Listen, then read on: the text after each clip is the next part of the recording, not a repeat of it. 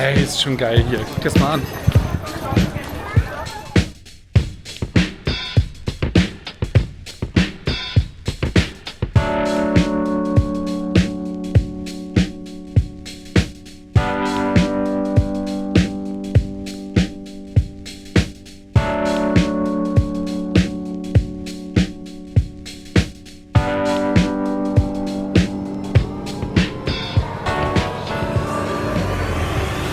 Oh mein Gott.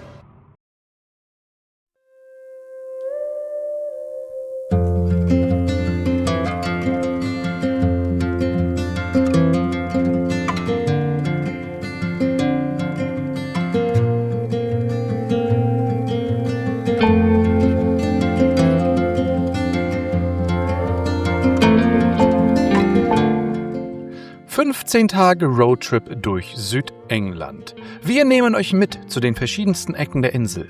In diesem Video widmen wir uns ganz der zentralen Südküste. Doch bevor wir unser erstes Quartier in Bournemouth beziehen, führt unser Weg zuerst ins mittelalterliche Canterbury, nur 20 Minuten von Dover entfernt. Erster Halt Canterbury. Hier atmet jede Gasse Geschichte. Berühmt durch Chaucers Canterbury Tales fühlt man sich zwischen der imposanten Kathedrale und den alten Fachwerkhäusern sofort in eine andere Zeit versetzt. Echt der Hammer. Ja, ist total cool. Was einst als römische Siedlung begann, entwickelte sich im Mittelalter durch zahllose Pilger zu einem der bedeutendsten religiösen Zentren Europas.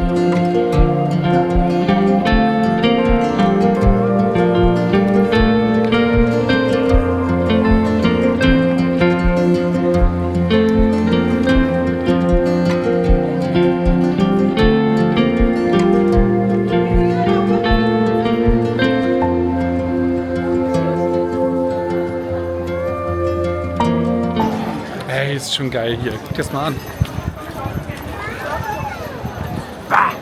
Was ist das? Was ist das? Was ist das? Oh ja, warte mal, der Blick war geil. Siehst du, hier kannst du nämlich Boot fahren.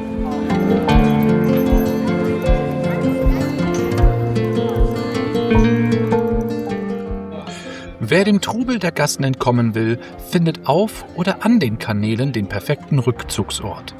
Langsam fließt das Wasser hier direkt an den Hinterhöfen der alten Fachwerkhäuser und blühenden Gärten vorbei. Das sanfte Plätschern und die vorbeiziehenden Boote verleihen der Stadt eine fast schon verträumte Atmosphäre.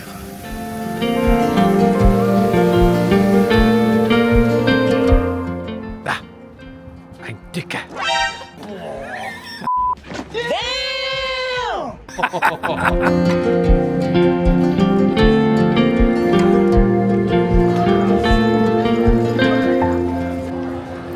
Das Herzstück ist natürlich die Kathedrale selbst.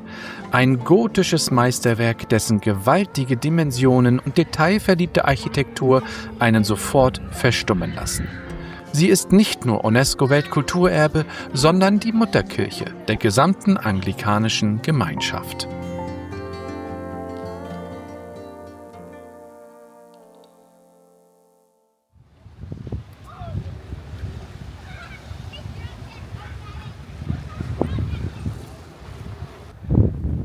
So, was meint ihr? Es war ein bisschen windig, aber wollen wir die Drohne mal starten lassen? Das wird dann die erste und die letzte Aufnahme, falls wir sie wieder kriegen.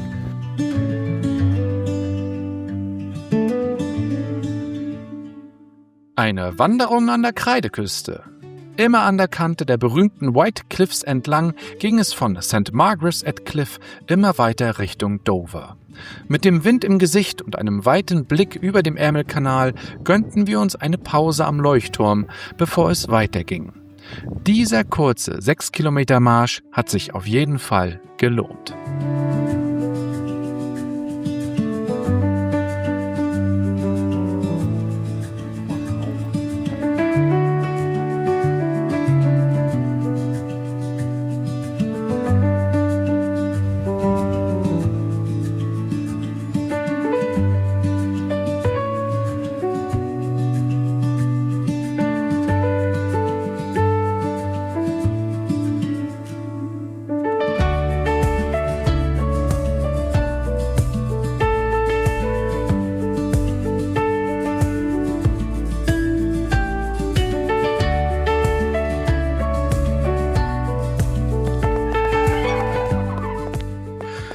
Auf dem Weg zu unserem ersten mehrtägigen Quartier in Bournemouth im zentralen Süden machten wir noch kurz Halt in Winchester. Dieser Ort empfängt uns mit einer ganz eigenen Mischung aus Geschichte und lebendiger Gegenwart. Die Gassen sind makellos, die Architektur ist prachtvoll und überall stößt man auf Spuren der Vergangenheit, ohne dass es wie ein Museum wirkt. Ähnlich wie Canterbury, aber doch ganz anders. Doch das richtige Abenteuer beginnt erst jetzt. Und damit, los geht's!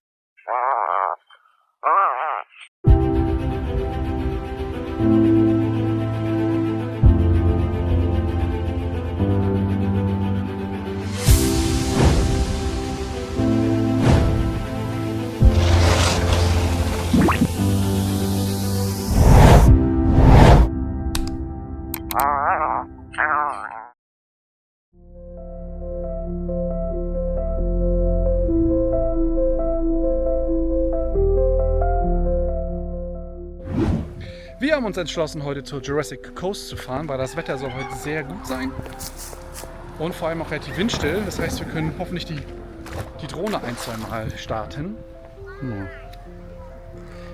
Und da wollen wir hin.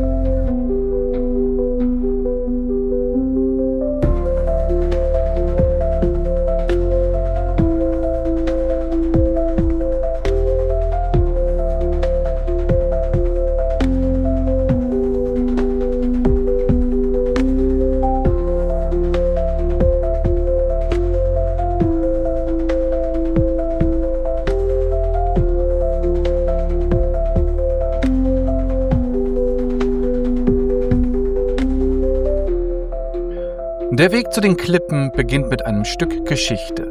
Wir passieren erst einen alten Weltkriegsbunker, bevor sich die Landschaft komplett öffnet. Der Kontrast könnte kaum größer sein. Vom grauen Beton direkt zum strahlenden Weiß der Old Harry Rocks. Sie markieren das östliche Ende der Jurassic Coast und bieten ein Panorama, an dem man sich kaum satt sehen kann. Besonders beeindruckend ist der Blick in die Tiefe, wo die Kreidesäulen isoliert im Wasser stehen. Ein perfekter Ort, um einfach mal den Wind zu genießen und das Farbspiel aus Weiß und Blau auf sich wirken zu lassen. Selbst ohne Drohne ist es wirklich atmosphärisch.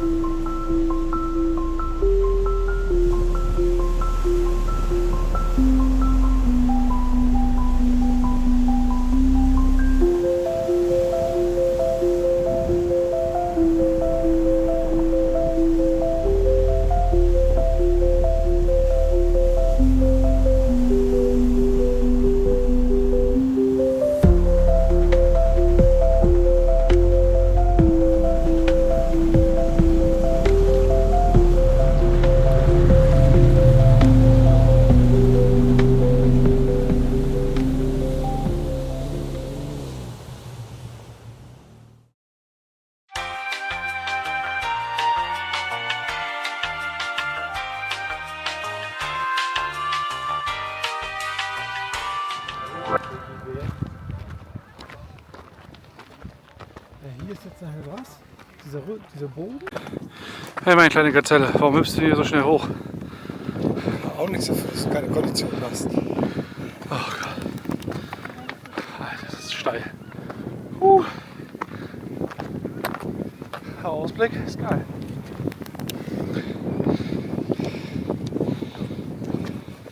Jacqueline, alle warten auf dich. Ach Mann.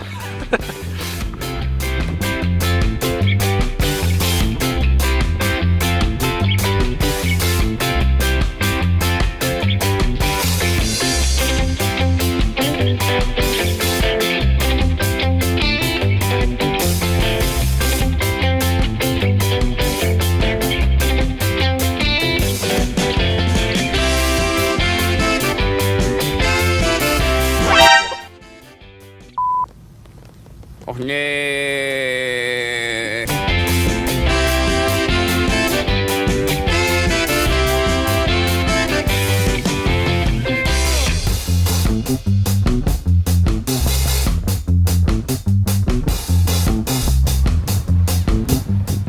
So, baden oder was?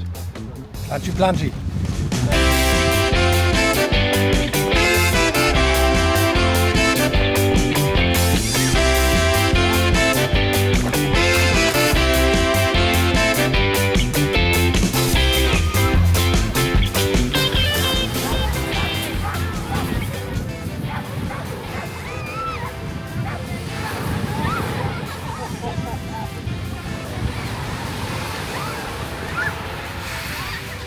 so starke Strömung.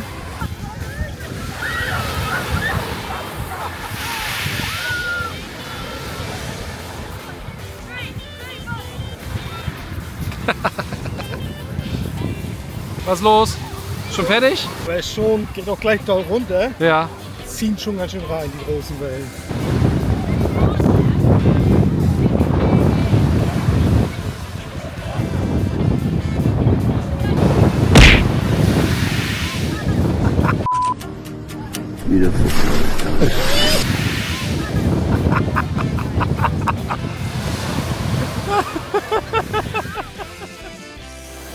Was sagen Sie?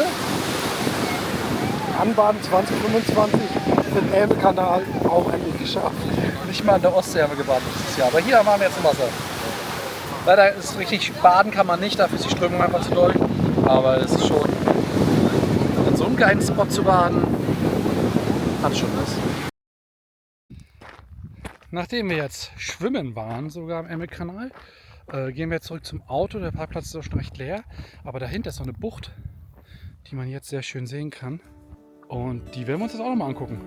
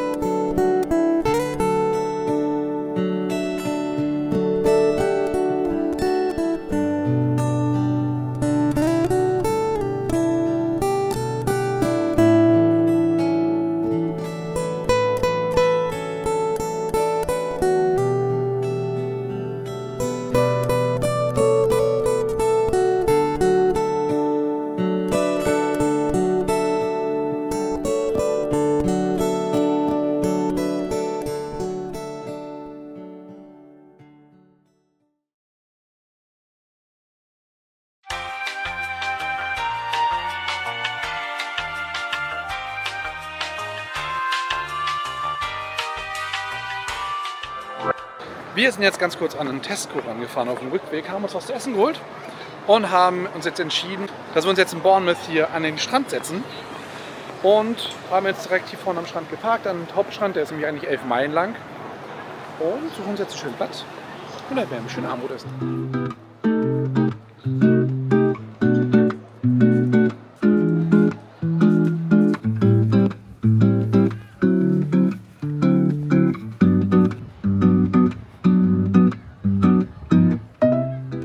So, was haben wir festgestellt?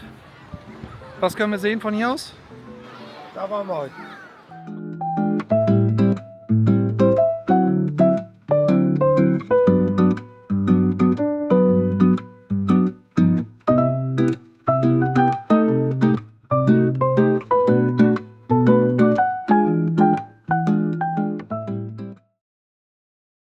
The next day.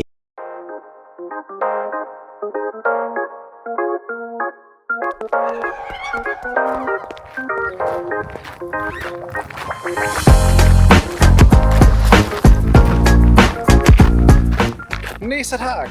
Wir sind jetzt nach Keyhaven gefahren und gehen jetzt hier an so einer Landzunge, an so einer Landzunge lang zu einem Schloss, zu einer Burg. Ich weiß noch nicht genau, wie das da aussieht, das werden wir dann feststellen. Aber der Wanderweg sah auf Komoot sehr schön aus und deswegen machen wir den heute. Vor allem, dass heute der Wind still ist und richtig toll Sonne. Ja, dann nehmen wir euch jetzt mit.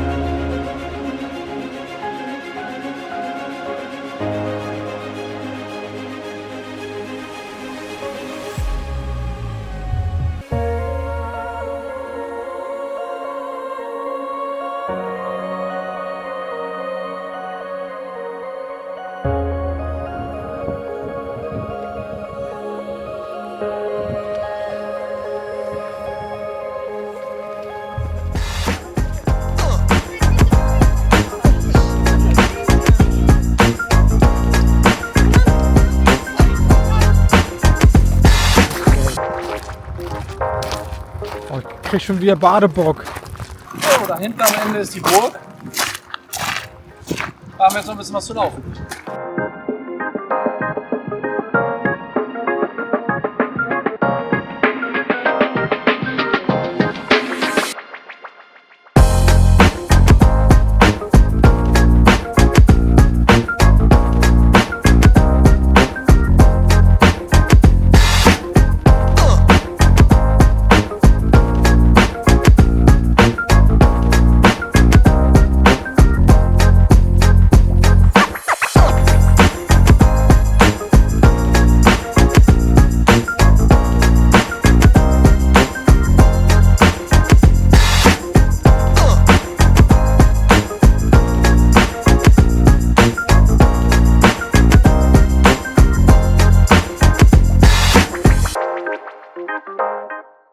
Hearst Castle hat mit der Cliff Battery auf der anderen Seite, auf der Isle of Wight, den kompletten Korridor hier gesichert während des Zweiten Weltkriegs.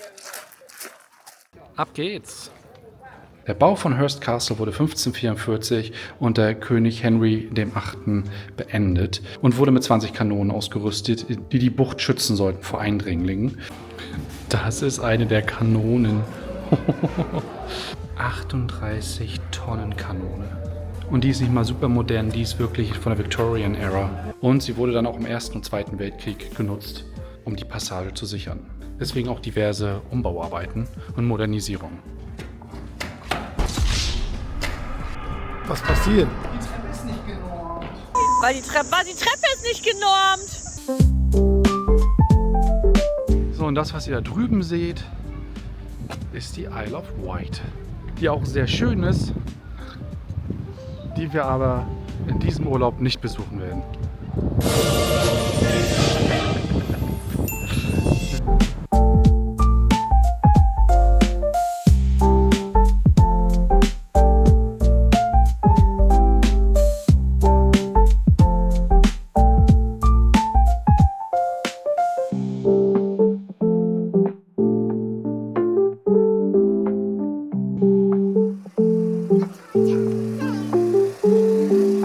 Zurück geht's jetzt mit der Fähre. Wenn man das so Fähre nennen kann.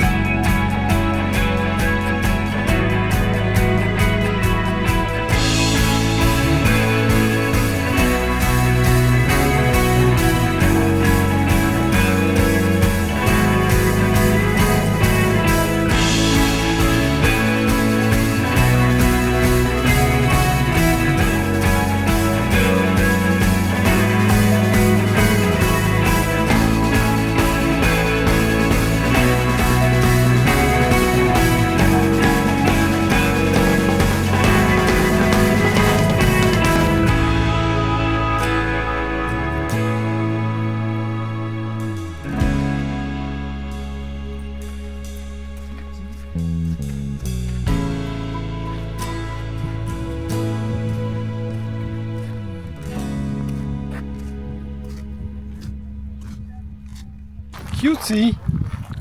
Erinnert mich ein bisschen an Smögen. Könnte aber auch so Florida. Okay. Weiß ich nicht, so von den Häusern her. Hast du mal in die Hütten reingeguckt, wie es da aussieht? Überschaubar, aber ganz ehrlich, ist alles drin, was du brauchst. Betten sind oben. Ist zwar nicht hoch, aber da liegt man ja in der Regel. Also ich glaube, da kann man schlechter Urlaub machen. Also es ist ja richtig cool hier mit diesen kleinen Hütten, die auch vollkommen ausreichen von der Größe. Ich überlege bloß gerade, ob ich in so einem Ding wohnen wollen würde oder eins besitzen wollen würde, weil so viele Touristen, die hier direkt immer wieder direkt ins Wohnzimmer reingucken. Aber an sich ist es natürlich schon chillig, ne? Hast links und rechts jeweils Wasser, einmal ein bisschen mit Welle, einmal ein bisschen ohne Welle. Einmal flach, einmal tief. Einmal flach, einmal tief. Das ist schon echt check.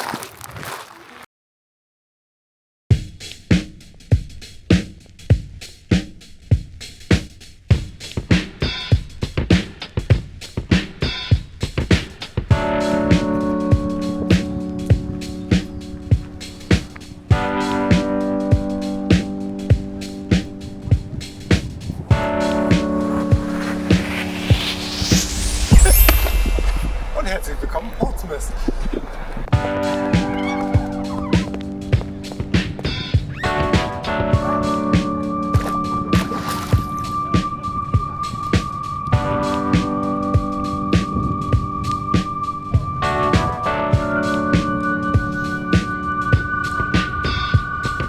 So, wir waren jetzt rucki oben. Wir haben jetzt 36 Pfund bezahlt. Das ist ganz schön viel. Aber dafür können wir den ganzen Tag hier rein und rausgehen. Und der Ausblick ist schon...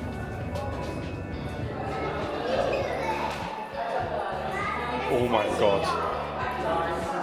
Was?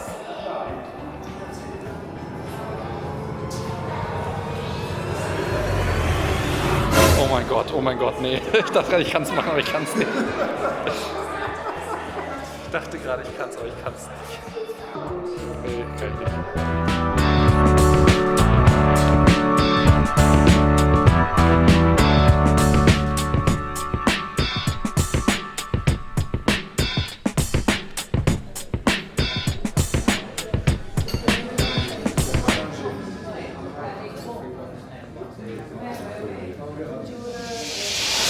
Nicht drauf? Ja. So Leute, ich weiß nicht, ob ich da jetzt wirklich runtergehen soll oder nicht. Okay. Es ist nicht so schlimm, es ist nicht so schlimm. Es kann nichts passieren, es kann nichts passieren. Oh Gott. Oh Gott.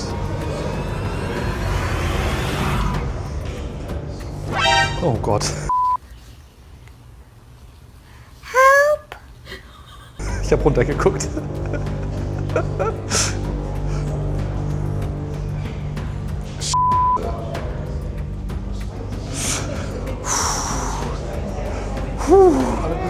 Ich hab's geschafft, ich hab's geschafft. Oh Gott.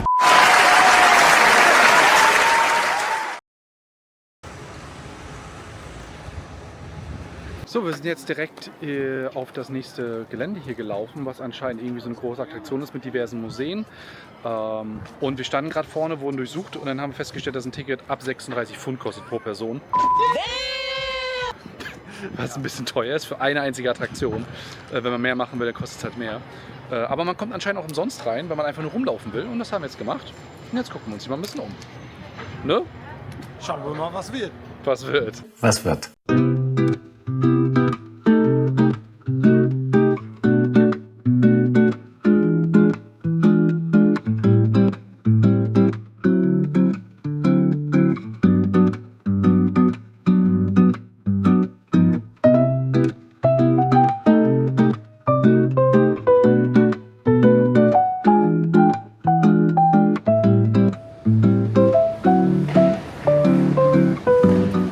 Guck mal.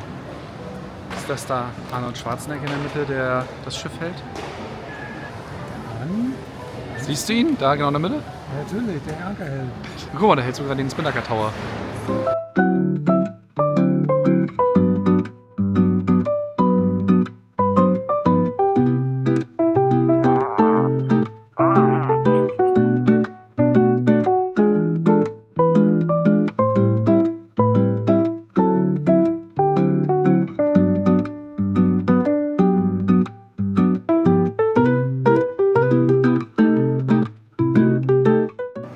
komm. So, die Welt erklärt mit Steffen. Was ist das?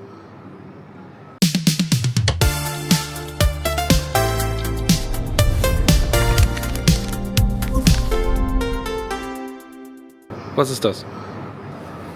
Dampfmaschine mit Hauptwelle und Hauptantrieb. Und wie funktioniert's? Es dreht sich. Ah. Verrückt, ne?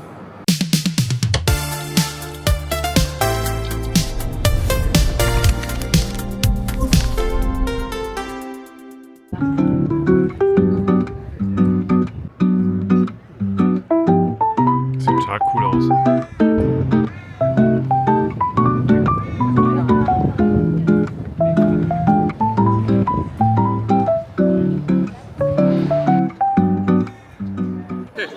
Wie gefällt sie hier? Hier kann man wirklich den ganzen Tag verbringen. Und was Steffen vorhin schon einmal so gesagt hat, war, dass ja, es ist an sich teuer, aber wenn man hier wirklich die Aktivitäten machen möchte und man die Zeit dafür hat, dann lohnt sich das auch. Ja. Also allein auf diese MS Victory wäre ich sehr gerne gegangen. Aber wir haben leider nicht die Zeit heute eingeplant, um die ganzen Sachen uns anzugucken. Weil allein auf der MS Victory wäre jetzt 75 Minuten, die man so einsetzen darf. Und hier sind, keine Ahnung wie viel, ich glaube 10 verschiedene Attraktionen, die alle so lang dauern. Man kann sogar mit dem Boot rüberfahren auf die andere Seite. Da sind auch noch Sachen.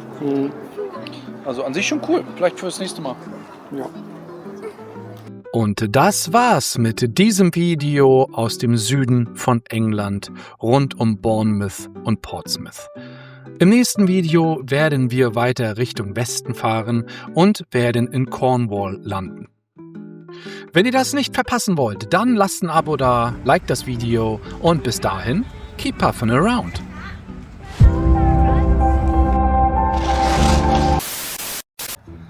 Selbst die Straßenlaternen haben sie an den Spinnaker Tower angepasst. Da ist er. Das ist übrigens, hat Steffen gesagt, das ist der Lippenstift. Das ist der Zahnstocher.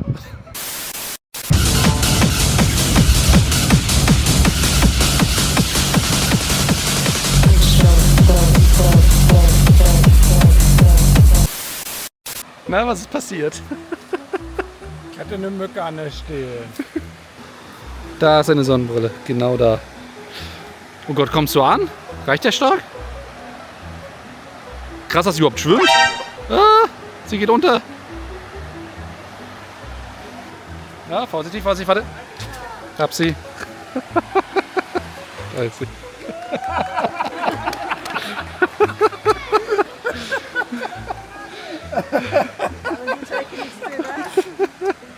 Ferries. Sind das jetzt Fairy-Sunglasses? Sunglasses? Ja.